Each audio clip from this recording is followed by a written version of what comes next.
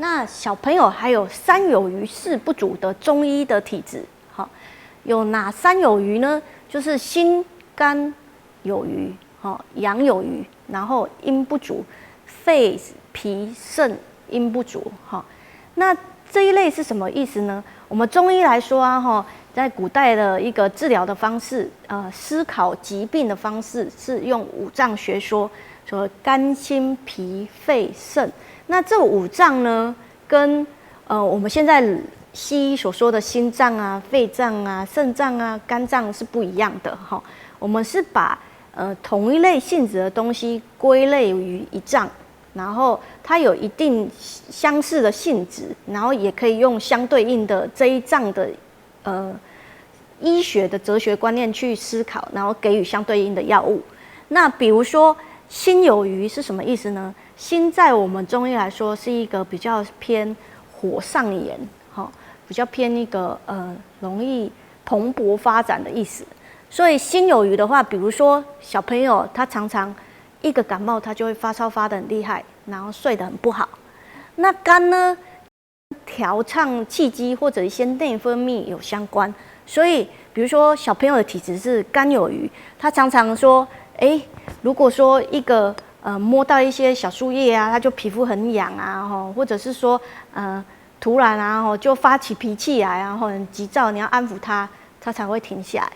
那肺脾肾不足呢？比如说脾不足，小朋友你常常会看到他说他喜欢的糖果饼干，他就我要吃，然后他就冲过去把它吃很多，吃完之后就开始吐。他其实肠胃他会很想吃，可是他肠胃没有像我们成人那么强壮，所以他吃一点点或吃过量一点点，他就开始呕吐。那肾不足的话，就是可能尿床，就是到了5岁以后还在包尿布或者是尿床，或者是一些先天发育比较迟缓的一些疾病，我们都用中医的肾不足来看待。那肺不足的话，就是有些爸爸妈妈常带小朋友来说啊，我的小孩怎么一年到头都在反复的感冒咳嗽，尤其是去幼稚园的那一段时间，这是小朋友先天的一个体质，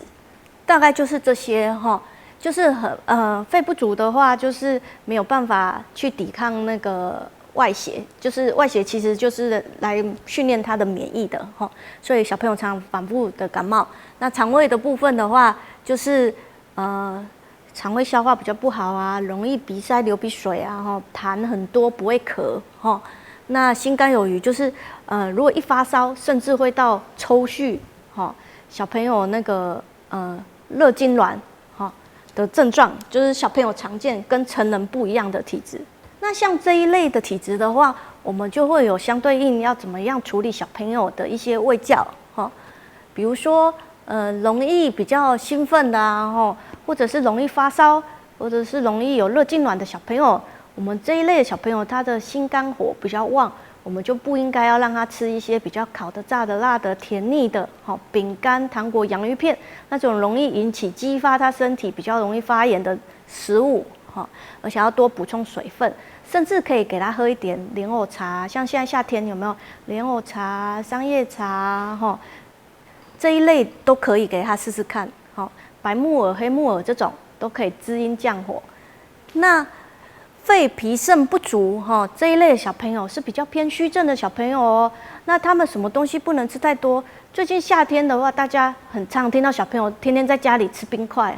含冰块，他很开心，因为小朋友其实他是生命力很旺盛，所以他火气通常会比成人大一点点，而且天气又那么热，他就很喜欢吃冰的。吃完之后他就喊肚子痛其实最近我们临床上在那个诊间也常看到，明明天气很热，怎么有人在咳嗽？明明天气很热，怎么有人在拉肚子？或者是大便不顺、黏黏的其实是他们喝了太多冰水尤其是在户外工作的人他们太热了，所以喝水喝到甚至有一点水肿，然后或者是头晕因为那个耳朵的淋巴。三归管淋巴那个循环不好，所以头很晕所以我们这时候常常中医会给他开一些健脾利湿的药，他们通常都会比较好。